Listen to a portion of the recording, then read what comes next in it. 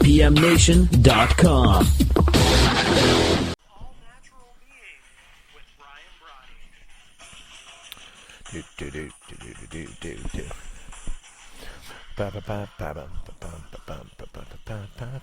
Yeah, I like that.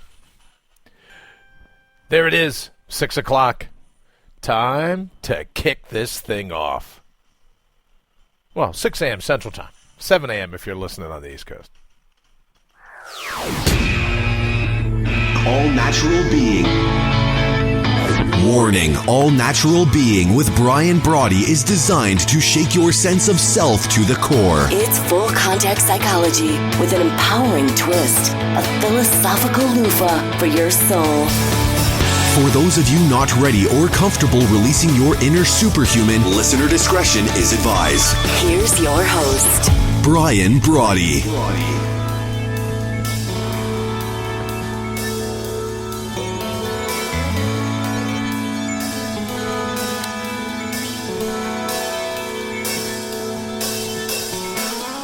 Welcome. As the announcer says, I'm Brian. My pleasure to be hanging out with you this morning live, 7 to 8 a.m. Eastern Standard Time, or if we're hooking up at 11 a.m. Eastern or 8 p.m. Eastern later today on the rebroadcast, always a pleasure to be hanging out with you in any way that I can. I also wanted to take some time right out of the box this morning to thank the good people at IPMNation.com for getting me through this. I'm still working on the transitions, trying to learn new stuff every day, doing this radio thing. So thanks for all the education. The head guy there is named Matt. I call it Matchucation. I call him, and he says, well, did you think of this? Did you think of that? So I'm in a constant learning mode, and I want to thank everybody there. I also want to thank Jen from IPMNation.com, always out there, always pushing the envelope for me, try to get the message out there as many places as we can. A message, really, about you. All Natural Being is a show about you. Not the watered-down version, not the blah version, but the brilliant version of you. So I appreciate everything Jen does to help kind of spread that message. And because of that, we're the number one show on IPM Nation, going on a couple months now. That, and as I said earlier, the reason being that it is a show about you. I also want to thank the good folks at, well, let's start with Metropolitan Co-working, beautiful downtown Aurora, Illinois, and also the good folks at 14 Blends, kind of like a think tank, an art gallery, pretty cool place to hang out, especially later in the week and the weekends in some of the art gallery, the art exhibitions that they have there. Also, as I like to do each morning when we kick this off, I really just want to remind you of what a fan I am of yours.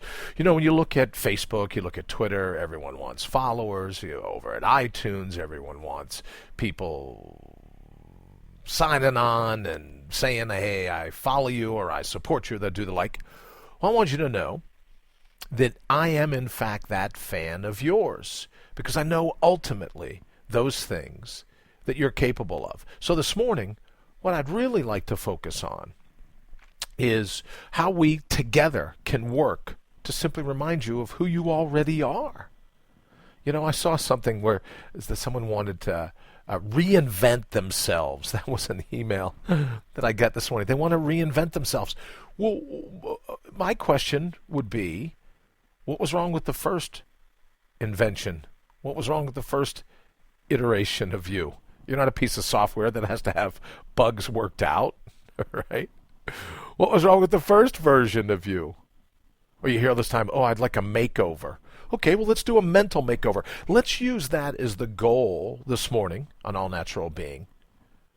Let's talk about a mental makeover. Don't forget, you can reach me every day, 331-684-7685, 331-684-SOUL. Also, Facebook, at Brian Brawdy Official. Ooh, Brian Brawdy Official. You can reach me there. Also at Twitter, at Brian Brawdy. And if you go over to allnaturalbeing.com, we can trade emails. That's another great way for us to be able to connect. We'll trade some emails. We'll hook up that way. And you can give me some ideas, what you're thinking about the show, some of the questions. I got a great one from a friend this morning that was talking about the difference between Superman and Madman. So I think we'll go ahead and incorporate that into the show. So Oliver, thank you very much for that. And let me just thank a couple other people quickly. Oliver, Chuck, Charlie, Edward, Rayma, Kelly John, Tom, Jen, Nancy, George, Patricia, Warren, Lisa, Carol, Tammy, Crystal, and my other friend Patricia. Thank you so very much. You all know exactly, I hope, why I've given you a shout out. All right, let's go ahead and jump into today's all-natural being. 4 segments today. The first one we're going to focus on is natural resources, because I think that's a great way of reminding you of who you ultimately are. So we're going to look at natural resources, because I believe you're a skin bag full of buried treasure. What I like to think, I use the old quote, remember Orison Swett Marden's quote, "The soul unsoiled by the warfare with the world." Isn't that an interesting way of looking at it? The soul unsoiled by warfare with the world. So that's the pre-amnesia, the pre-apathy, the pre-blind spot, the soul, the all-natural being. We're going to focus on that in our first segment this morning. Then we're going to jump over, and it just near and dear to my heart, carrots, the sticks at the end of them, and whiplash. How goals are the ego's best friend, but they may not be your best friend. Then in segment 3, probably, you know how it works with me in time, somewhere near the bottom of the hour, we're going to talk about passion. Right? You've heard me use the word before. You use the word before. Everyone uses the word. Passion, passion, passion. But there's some good and there's some bad. There's the passion of the soul and there's the passion of the ego. And how dovetailing with one, you're in. Dovetailing with the other, not so much so. And we're going to get to that. We're going to talk about confirmation bias as well when it comes to looking, let's call it the 2 types of passion. And then in our final segment, I'm calling it "The Soul Caught You Sweeping It Under the Rug." Those parts of you that you sweep under the rug, those times where you leave your soul on the sidelines. And in my estimation, it's why silence scares us so much. Because when we're quiet, the soul gets a chance to go, "Psst, over here. When do I finally get in the game? Somebody call a timeout. Put me in." We're going to look at that in segment number 4, if we even make it there. All right, so this morning's anaerobic aphorism. We all have what it takes. We really do. We all have what it takes. Question is, will you take what you have and make it work? That's it. Everyone's going, well, what skill set do I need? What do I have to do in order to be successful in life? Well, you already got it. You've got all that. That's your natural resources. Skin bag full of buried treasure, authentic vigor, your buried logic, that intuitive sense of knowledge that you have when you tap into the truly unimaginable power of the present moment. We all have it. You have it. I'm certain of it. Now, it may not be normal in your life, but normalcy has nothing to do with what's natural. You naturally come pre-wired, pre-packaged, hardwired if you want, with what it takes to live a truly euphoric life. Question is, will you take what you have and make it work? Make it work for you. You think about a soul unsoiled by warfare with the world. We have all those things before the warfare, before the blind spots, before the apathy, the atrophy, the amnesia, before the mundane just sinks in and takes over. We have all those things that we need. Those are our natural resources. You remember Frederick Douglass, the abolitionist? He had a great quote. He said, "We are worked upon by what we work on. We may carve out our circumstances, but our circumstances will carve us out as well. Paraphrasing Mr. Douglas. We are worked upon by what we work on. We may carve out our circumstances, but our circumstances will carve us out as well. So in looking at that, thinking back, I was writing the show this morning, made me think again of the labyrinth. We talk about our brain, our body, and our boundaries. Yes? We're in the labyrinth. We work on the labyrinth works on us. It's a tag team. So when we throw ourselves into the moment, into the majesty, into the mystery, into the magic that is this moment, big magic, true magic, real magic, we work on the magic works on us. Goes both ways. But now, and even though we're going to jump ahead a little bit to the whole point of passion, in this segment, it's important to remember that when we're in the labyrinth and where the really cool things of life bubble up, the best way to confront it is with a sense of gratitude. You're in the moment, whatever fate throws at you. And when we're humble, when we realize that it's just not all about us, though gifted with a human mind, we don't use that as an excuse for arrogance. We don't use that as an excuse to be condescending or conceited, cruel to other people. The labyrinth, when we're running it the right way, by definition makes us humble. Because we know we're a tag team. It's not just all us. We work on the labyrinth works on us. We follow the fingerprints of Providence. The fingerprints of Providence give us more to follow. It's the 1-2. It's the combo. It's the dance. It's the commitment. There's nothing to be arrogant about. That's why running the labyrinth makes you humble. We talk all the time, when the student is ready, the teacher appears. We do it with humility, no head games. And that's why in the battle of the ego does everything it can to call us out of the moment, everything it can to call us out of the labyrinth. Because it has no control in the labyrinth. It's the Minotaur, if you continue on with the myth, the ancient myth, it's the Minotaur, but it has no control. When Theseus goes into the labyrinth, Ariadne leaves the thread.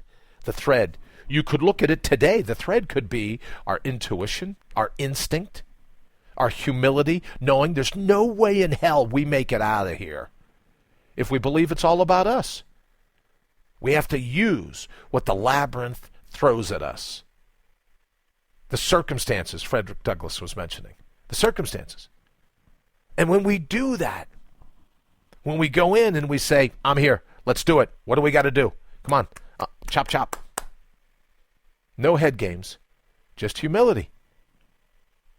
And then we find that the universe unfolds as we unfold within it. Because ultimately, right, we're on this big nostalgia tour this morning, on this big recognize who you ultimately are. Because you know every morning my goal is to make you homesick. I want you homesick. A good friend of mine called yesterday, said she was traveling back to her home where she grew up as a child. And you could hear the tone in her voice, how excited she was, how she would love to purchase that house once again, but it's too small on a small piece of property. But you could hear it in her voice. She really missed that childhood home. So, in effect, All Natural Being is my attempt to say, I'd like to make you homesick for your childhood home. Not the physical building, not the state, the country, the continent, wherever you lived. But that pre-warfare home. The soul. All natural being. Before anything else was conditioned into you, before any nails were driven into you, any pins put in your pincushion. Back in a time where you knew that you had everything that it takes. Back at a time where you go, well, of course I'll take what I have and make it work for me. That's all-natural being. And the cool thing about it with the BEST acronym is, breathe in, exhale, scan your senses, then take action. The BEST acronym, we can always go home. We can always return in the moment, bringing the very best of ourselves. Some call it meditation. Some call it mindfulness. I simply call it bringing your best. Bring your own bold. And we do that one breath at a time. That's the beauty of the labyrinth as well. Because when we do it one breath at a time, one left, one right, one up, one down, one forward, one back, one pivot, one swerve. When we do it that way, there are no dead ends, only cul-de-sacs. Shift happens. But life presents itself to us as we present itself to it. When we come in with the grit, the universe goes, whoop, she's on top of this. Let's dovetail, hook her up. When we bring our grit to the grind, the universe goes, nope, he knows what he's doing. Let's go ahead, get in back behind him. That's what happens. That's the beauty of being who you are in the moment that you have, the only moment that you have. We'll be right back.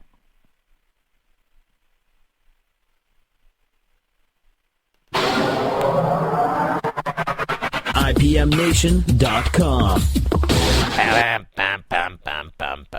All right, second segment I'd like to talk about today. Carrots, sticks. Oh, you love them. Oh, yeah. Carrots, sticks, and whiplash. We're talking about why goals are the ego's best friend. It pretends to neutralize fate. Pretends. But all the while, it just hammers the effects of fate. It embeds the effects of fate within us. And that's why I say all the time, these goals, these plans, these plots, these schemes, to beat back the uncertainty of the future, why they never work out all that well for us. Now that portion of you, the ego says, oh, we'll be able to neutralize fate. We'll just have a strong plan. And those plans don't work out. Could happen, might not happen, can't really be sure. What can you be sure about? You can run through your days all decrepit and derelict in your duty. The obligation to be yourself in this moment, not just in time, but in space, in this moment, in the labyrinth. Or you can underappreciate who you ultimately are. You can underappreciate all of your natural resources. You can underappreciate the treasure that you already possess, batteries included. You can underappreciate who you ultimately are, which leaves you decrepit, which leaves you derelict in your solemn duty, derelict, ignoring the obligation to be who you already are. We can get all caught up in our goals, all caught up in where we want to be, totally ignoring the only moment we can dovetail with, and that's the moment that we're in right now.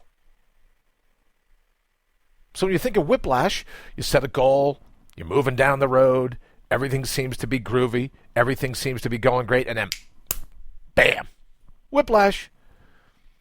That's not what the future intends for you. And all of a sudden you're like, wow, that's a dead end. When you live in the moment, you realize it's a cul-de-sac, a U-turn, a merge. We're not driven to some crazed end zone, to some crazed brass ring in some future moment. We know that the brass ring is right now. So we don't worry about whiplash. We can humbly say, tying in our first segment, we can humbly say, because look, it takes great courage to reconnect with your all-natural being. And everyone says, oh no, that was a very courageous goal, very audacious, very audacious goal. That took great courage, great foresight, great vision, great stamina. Well, the great stamina, the great vision comes when you're able to confront this moment in all of time. Goals are nothing more than escapism from where we are in this particular moment in time, the only moment that you can tag team with. No fears of the past, no fairy tale delusions of the future. Those things that you can dovetail with right now. And then there's no whiplash, because we have no plan where the moment's going to take us. We know we have what it takes to confront whatever fate throws at us. And we absolutely know we'll take what we have and make it work. No fear of the future. No fear of any of it. Because there's nothing to fear. We're in this moment. Fulfilling our obligation to tap in the truly unimaginable power of living in the present moment. And when you do that, it reminds you of who you are. But goals, the boundaries, the endpoints, they automatically communicate that you're not happy where you are now. You're not thrilled where you are now. Life isn't euphoric enough, so you want to find more. Now, that's not to say when you throw yourself into the labyrinth, you realize you're a part of a tag team. Thy will be done, right? However you define the thy. Big bang, big breath, evolution, Elohim, whatever you want. Robes, lab coats, pulpits, petri dish. Don't care. Couldn't care less. You should. But it's not up for me to say. It's up to you. However you decode and define the divine. When you say, thy will be done, when you tell the labyrinth, look, just bring it. Bring it. I'll be able to handle it. The slings and arrows, all the critics. You know, I was thinking this morning, you ever have a call come in and you either ignore it, let it go to voicemail, or the ringing's bugging you, so you automatically hit the little button that says decline or send the voicemail and the like. We can do the same thing with our critics. Critics can ring the phone off the hook.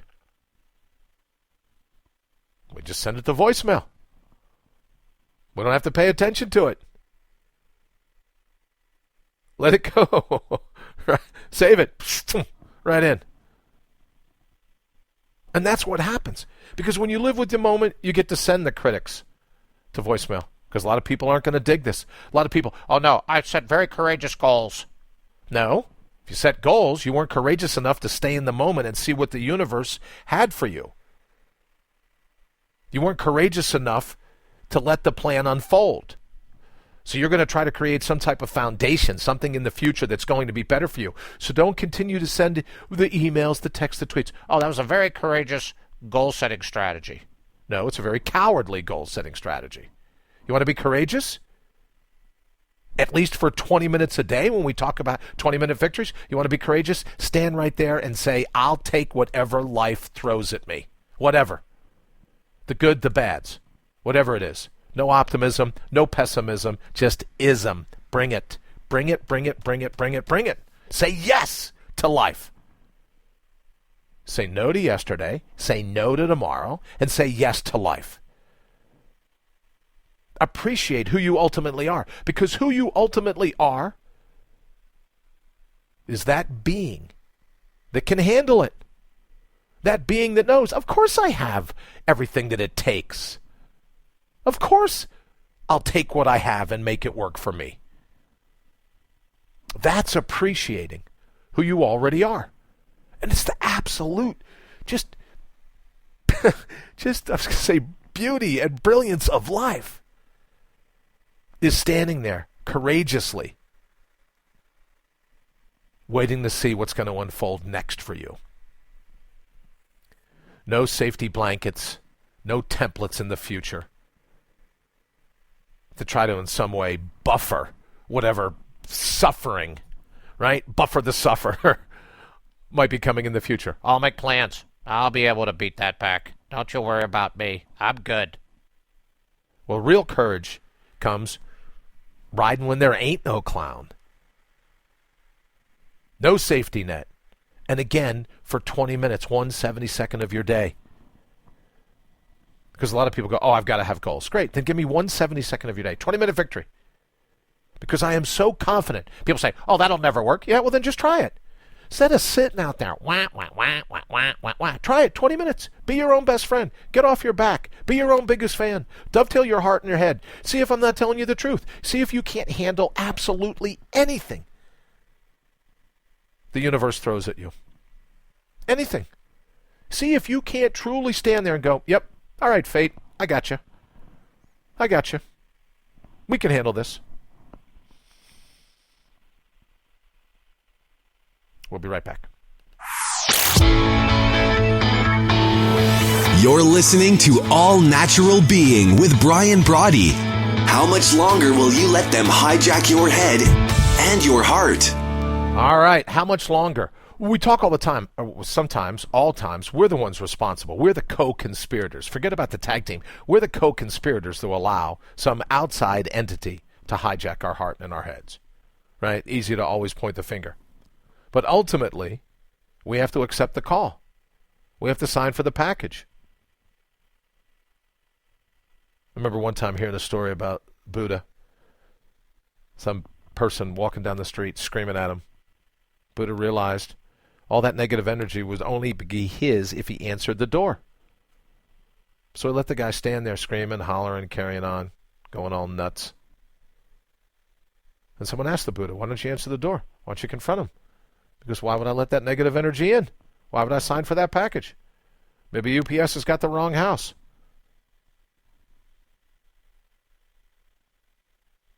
And one of the ways that we're most subject to falling for some of the outside craziness is this trend now to believe, oh, you got to follow your passion. Joseph Campbell, I love it, follow your bliss. But there's a little bit of a tweaking in that because we have two passions. Well, I wanted to call this segment the good and the bad. We have two passions. The passion of the soul, which is dynamic. It's vibrant, flexible. The soul's like a big, voracious sponge, always looking for a new lesson, always looking for the challenge, always looking for whatever the moment will help to unfold. Always. The ego? It's looking to ossify, right? To concretize, to structure the surroundings. So when we have the passion of the soul, you feel it. You know it. It's in your heart. When you have the passion of the ego, that's a different story. It's the difference between pompous versus curious. It's the difference between know-it-all or being a novice, being humble or headstrong. So when we talk about passion, and in some circles it gets a really bad rap now. Go, oh, you don't want passion. Well, you don't want a particular type of passion. And I found it interesting. So I pulled it up. I wanted to share it with you. I wanted to share with you the origins of the word passion. The first and earliest, when you check the etymology, the first and earliest, passion meant suffering. It's tied to words like fiend. Pathos was an illness. Angry, emotional, would say affected with passion. The passion, the suffering, the malaise, something that had to be endured. That's the passion of the ego. Then you get the passion of the soul. You feel that in your heart. And that's why we I joke. It's because it's just, for me personally, kind of aggravating when you see all this rah-rah, motivation, inspiration. Well, what needs motivation and inspiration is the passion of the ego, which is, in the end, is going to lead to more hurt, more suffering, more enduring. But when it comes to the marrow of your mind, when it comes to your soul's passion, when it comes to your pre-warfare with the world soul, that's the passion that you feel that's outside of the need of motivation or inspiration. We've all had passions before that have faded away. Passionate relationships with a person, with an event, and it fades away. But the marrow of your mind, the passion of your soul, your destiny, where your destiny lives, your spine, your grit, and your buried logic, and your authentic vigor, that doesn't need motivation because it's humble. It knows what it's here to do. Doesn't need applause. Couldn't care less if it's attacked. It knows what it needs to do. What's yours? What is yours? Oh, I'm really passionate about this. Well, then ask yourself, right? Let's throw it in front of the grand jury, as we talk about all the time. Ask ourselves, is it the passion of the soul or the passion of the ego? Passion of the ego, that's where the word suffering comes from. Passion of the ego.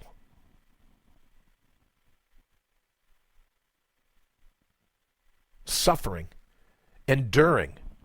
Because the ego wants to pull you out of the moment. No wonder there's suffering. Constantly enduring. Waiting to see what tomorrow brings.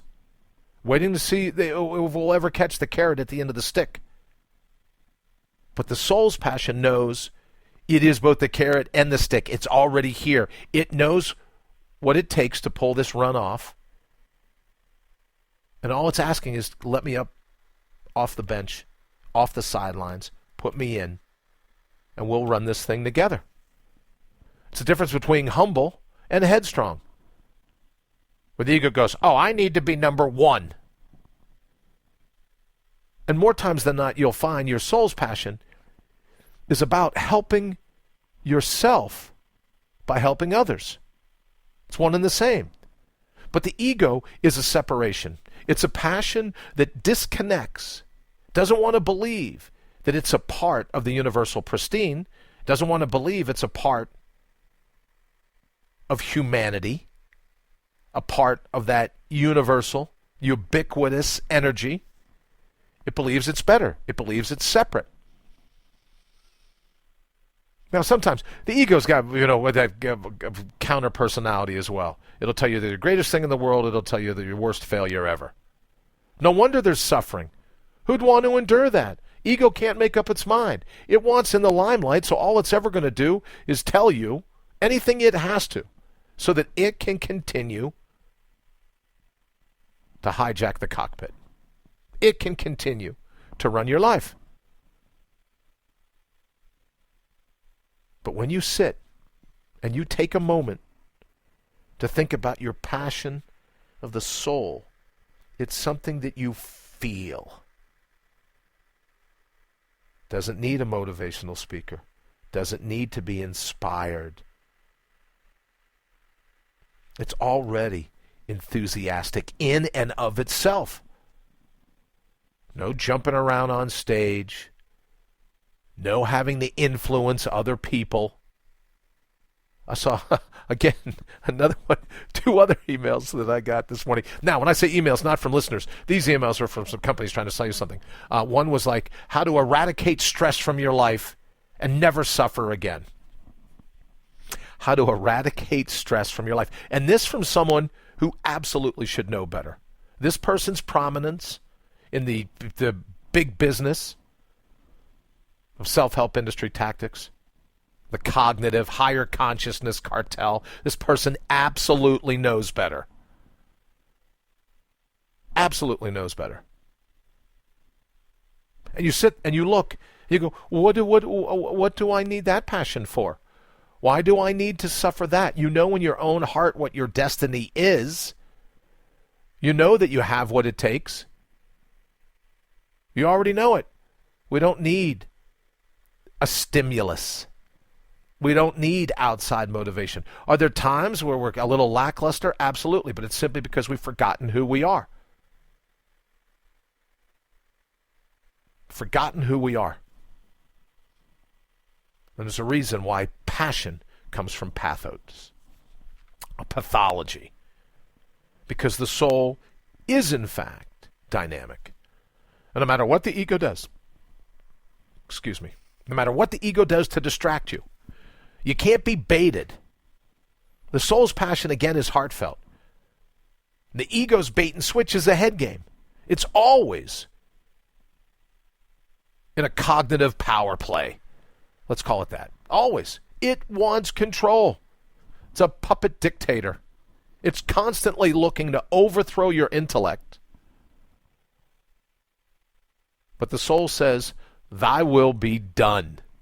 Whatever the thy is, thy will be done. Destiny, the divine, however you define it, thy will be done. And that's where the courage is.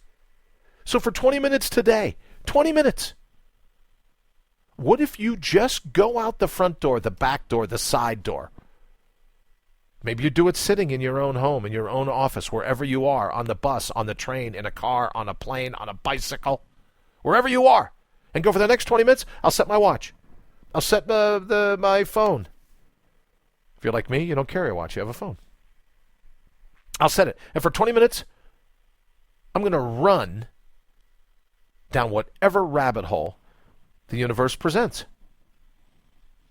I'm going to take life head on as it comes in this 20 minutes. And I am so confident that at the end of that 20 minutes, you're going to go, that felt pretty good. No plans, no goals, no bucket list, no nothing. I guess you could say you have a goal of staying in this 20 minutes and just see where life takes you. Oh, you can't have that. Can't have that, Bri. Yeah, no. Got to have a plan. All right, so for 20 minutes, give me 20 minutes, 1/72nd of your day, to see if you can't reconnect with the absolute greatest parts of you. When you remember that a part of those natural resources, a part of what you've tried to sweep under the rug, maybe to get along, not to rock the boat, for whatever the reason, when you reconnect with the pre-warfare you, I know you're going to be blown away. No motivation, no inspiration, just that inner sense of knowing this is what you're about. It's popular now to say, we got to find our purpose. Another email, I mentioned 2 emails, another email I got said to make you a virtual goal-setting / achieving machine. So this program offers you the ability to never sit and be happy with who you already are. This program, big name, absolutely ought to know better. Absolutely a part of the higher consciousness cognitive cartel, of the mindfulness mafia, the motivation industrial complex with the self-help industry tactics. Absolutely ought to know better, because this program wants you to be a perpetual goal-setting, goal-achieving machine. Let me just ask you, what the hell is wrong with who you are right now in this moment? Right now. What's so freaking wrong with who you are right now that you have to then be convinced that the only way to be happy is to be a perpetual, his words, not mine, a perpetual goal-setting machine? And the carrot at the end of the stick is, I can set the goals. And you're going to teach me you're going to guarantee I'll always achieve them? Oh, sign me up. That's right. Yeah. I'm sorry. Let me unbutton my shirt here, because if you look right on my chest, the word sucker is written there. What is wrong with who you are right now in this moment? Absolutely nothing. From time to time, you and I sweep that under the rug. Perhaps we do. Perhaps we forget. Perhaps we get distracted. Easy enough to do with all the craziness going on, which is why I call it the static quo. Easy enough to do. Easy enough to do. But when it comes to recognizing passion, we can teach you how to be passionate. You don't need someone to teach you how to be passionate. You already have it. Just turn your back on it from time to time. Your passion is a part of your natural resources. It's a part of the buried treasure. It's a part of the mystery, the majesty of who you are, the magic, not the ego, not this passion that gets you all fired up and then for a day, a week, a month, a year, 10 years, however long later, you're like, well, I don't know. That kind of fizzled out. We're talking about a passion that can't fizzle out because it's who you already are. And as you listen to me, I know you feel it. In your journal, in your logbook, which reminds me, I want to read a quick little story that I found on the web as well. In your journal, your logbook, get it out, write it down. There are two types of passion.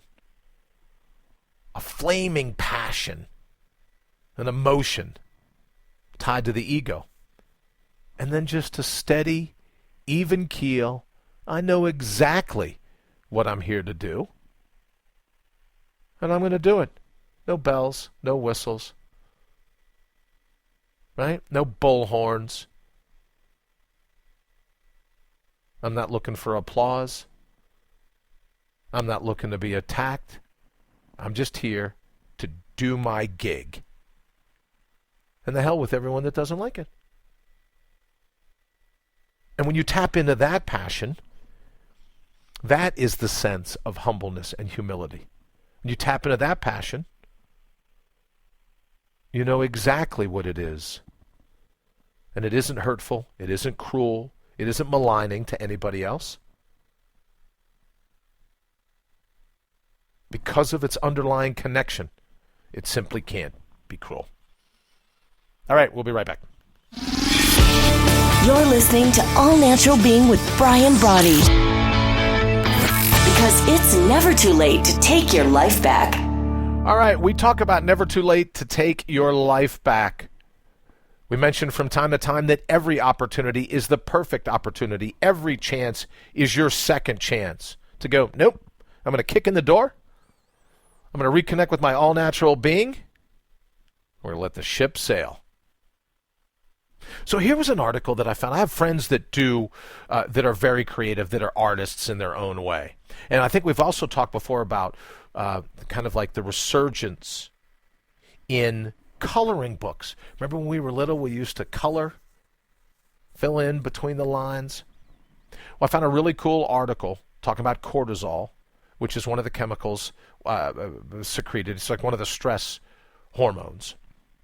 And it says that at any skill level, you can be a hack like I am when it comes to trying to be, to draw or paint or, good golly, play any kind of music. Or you can be a virtuoso. Whatever it is, making of a piece of art reduces those stress hormones.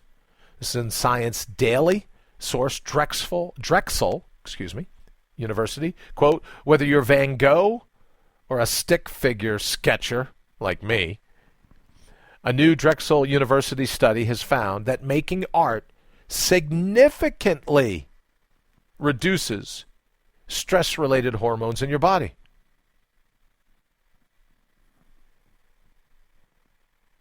It says, quote, it was surprising, and it also wasn't, says the doctor, assistant professor of creative art therapies. Quote, it wasn't surprising because that's the core idea of art therapy.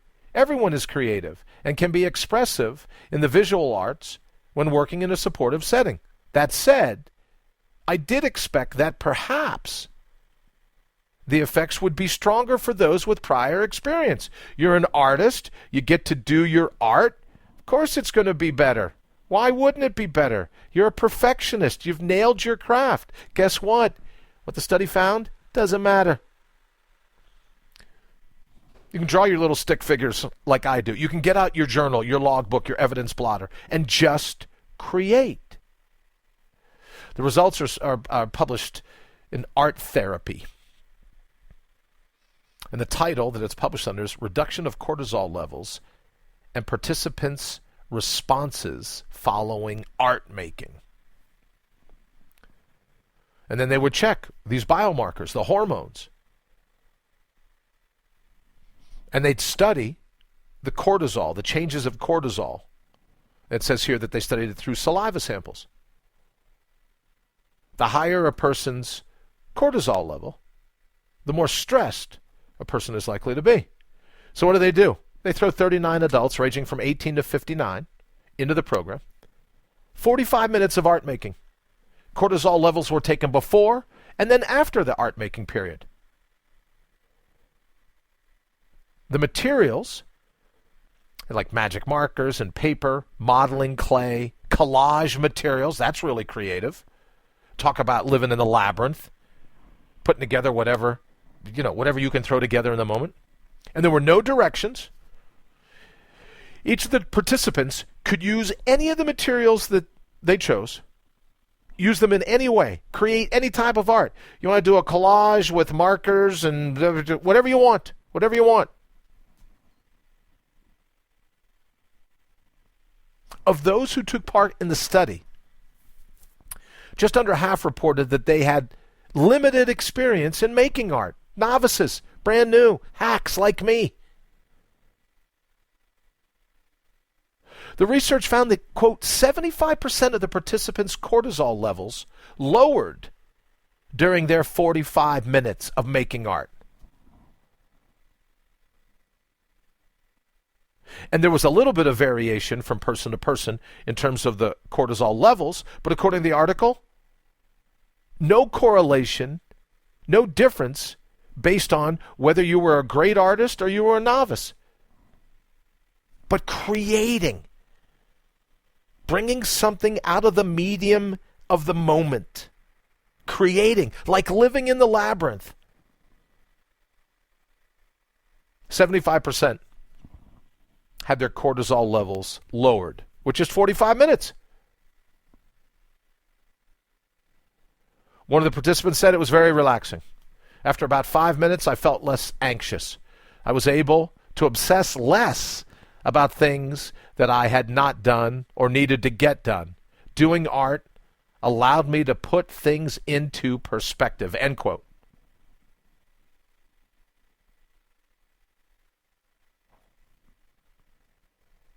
The study did find a weak correlation between age and lower cortisol levels. Younger participants exhibited consistently lower cortisol levels after they created art. And all that simply means, in my estimation, as a part of my studies in over 30 years now, is that the older we get, the more blind spots we have, the more amnesia we have, right? That biblical quote, you got to be like a child in order to enter the kingdom of heaven. The reason the cortisol levels are lower is because younger people haven't learned, right? Haven't been conditioned to believe that they're not artists. So no need for a follow-up study, I can tell you right now. That's why there's a difference in age.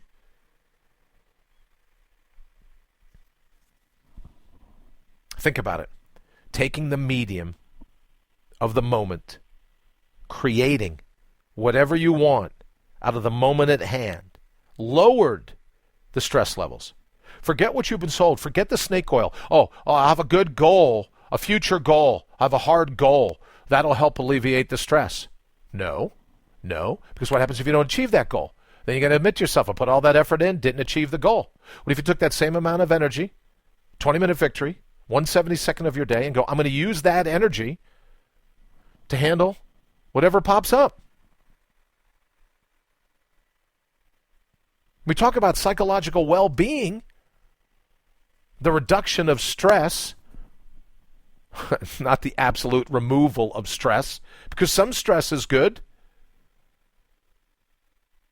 We talk about doing that, then the best way to reduce that stress is living in the moment. Because subconsciously we know we can plan everything we want to in the future, and we may not be here. The news is full of stories of people that thought for sure they were going to be here tomorrow.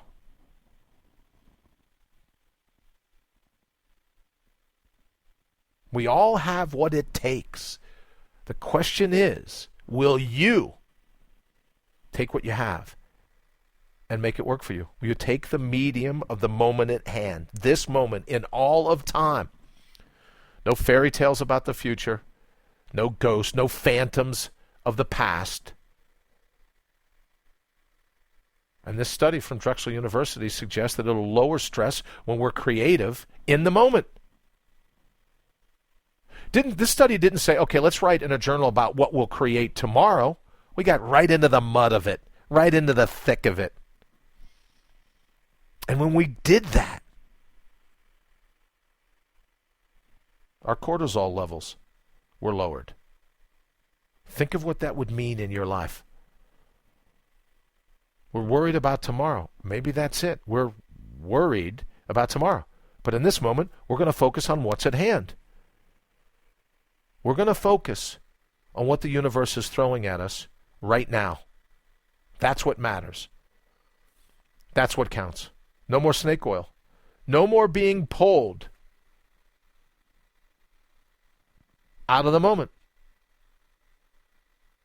My friend Patricia just put up, for 1 minute, walk outside, stand there in silence, look up at the sky, and contemplate how amazing life is. For 1 minute, walk outside. Just stand there. In silence. Look up at the sky and contemplate how amazing life is. That's the perfect best. BEST for 1 minute. We know it takes 20 seconds to get a full riff of a breath in. So take 3 breaths. Walk outside. Now you could look at this and say that you walk outside because you want to get away from the conditioning. Walk outside of the conditioning. We're in silence because that's when the still small voice comes. That's when we reconnect with our all-natural being. We look up at the sky because big bang, big breath, science, religion, spirituality, or you want to be secular about it, don't care. We still come from the sky. So for 1 minute, walk outside, get away from your conditioning, stand there. Just stand there. No particular place to go. Just be in the moment. In silence, wait for the still small voice, look up at the sky, that's where we come from, and contemplate how amazing life is, how amazing your life is. And that's when the sense of gratitude bubbles up. Yes? Because we have the ability to be here for a moment, to get outside, to just stand there in silence, to stop the binge thinking long enough, to look up at where we come from, and contemplate how amazing life is. How amazing your life is. What a piece of art your life already is. Because where you and I are right now, we have to accept responsibility for it. We're the artist that's gotten our piece of art to its current stage. How would you tweak that art as you're listening to the sound of my voice today? How would you tweak it? I don't know of particular studies, but I've read countless reports of how they go back and they look at paintings of, say, Da Vinci or Van Gogh, some of the greatest paintings ever. And somehow they figure out that underneath the greatest painting ever were some more paintings. That these guys just painted on top of paintings on top of paintings, constantly honing their craft. So let me ask you, you and I, at this stage of the game, our life is a piece of art. It's what we've created to date. How would we tweak it? Every chance is a second chance to rekindle that stress-reducing artistry that is a part of your natural resource. How would you repaint your painting? What would you do? Because you're the artist. No one else controls your canvas. You. It's on you and me. What would you do? All right, I want to throw this one in quickly as well. They're talking now, exercise might protect your brain. It says you want to keep your brain healthy, and this is coming from Como News. I have some friends at Como News. Want to keep your brain healthy, the article says, then exercise. Recent studies show that being physically fit improves blood flow to the brain, which might provide some protection from dementia. Well, now, let's look at physically fit. We know if you go outside, go for a little bit of a walk, aerobic, right? We improve the oxygen flow.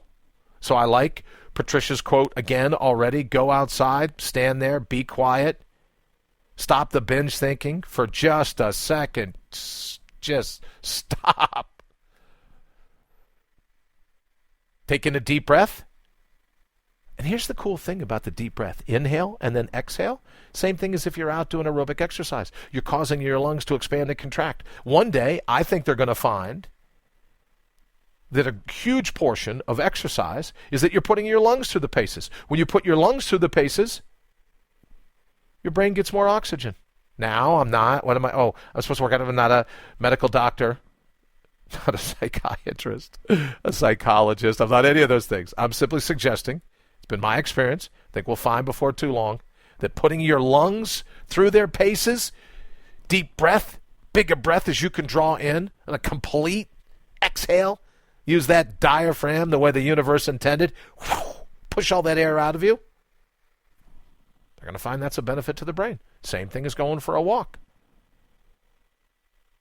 But if you're sticking with Patricia's quote, take a walk, go outside, hang out, look up, remember who you are. And that's when life will begin to unfold for you.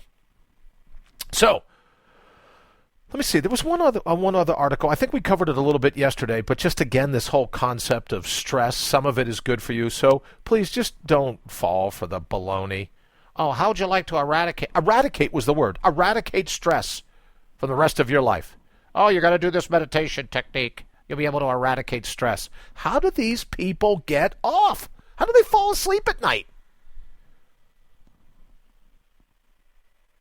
Bring your best. Breathe in, exhale, scan the horizon, then take action.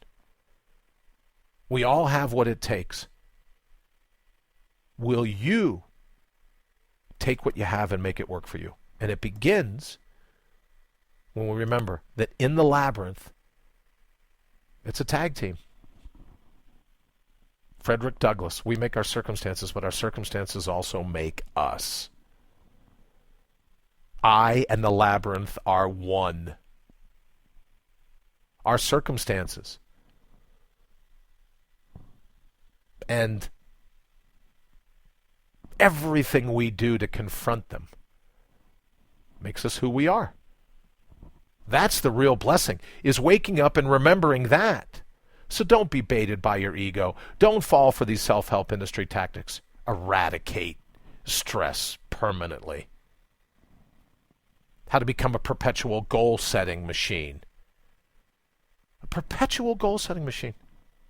What if we just sit right now in this moment and be thankful for who we are, thankful for what we have, thankful for the piece of art we already are. And then say for the next 20 minutes, you know what, I get a sense I'd like to tweak this art a little bit.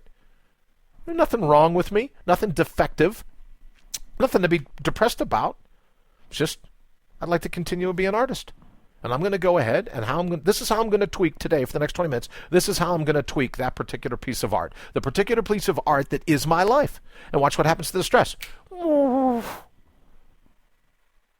Ego's going to fight tooth and nail, going to try the bait and switch. Oh no. You can't redo your art. Look how far you've come. Well, if you're unhappy, who cares how far you've come? You don't care. You're unhappy. We don't care. We'd like something more for ourselves. We'd like to be more of ourselves. All right. Oh, you know what I was going to talk about yesterday? Thank you so much. I had to run out 10 minutes early. We'll talk about it tomorrow, but that's something I had to get to and wrap up. But I want to take the time to thank you again for hanging out with me each morning here on All Natural Being, or if you're listening at 11 or 8 p.m., a little bit of time travel if you're listening at a later time of the day or listening on iTunes. Thank you so very much for giving me the opportunity to do what I really love, which is reminding you who you ultimately are. Drop me an email. Go to allnaturalbeing.com. Drop me an email. I'll trade you one back. We'll hook up that way. Please keep all the critiques, all the comments, all the texts, all the messages. Keep everything coming because I really do use those and incorporate them into the show. So, thank you again for hanging out with me. It's been an honor, as it always is. Till I talk to you next time, have an absolutely fantastic day. Whatever time of the day it is that you're listening, I hope you make it a truly spectacular one. Get your inner artist. Rally. Rally the troops. Go ahead and make your life the piece of art that it really already is. Just tweak it to your liking. You have what it takes. Get out there. Take what you have and make it work for you.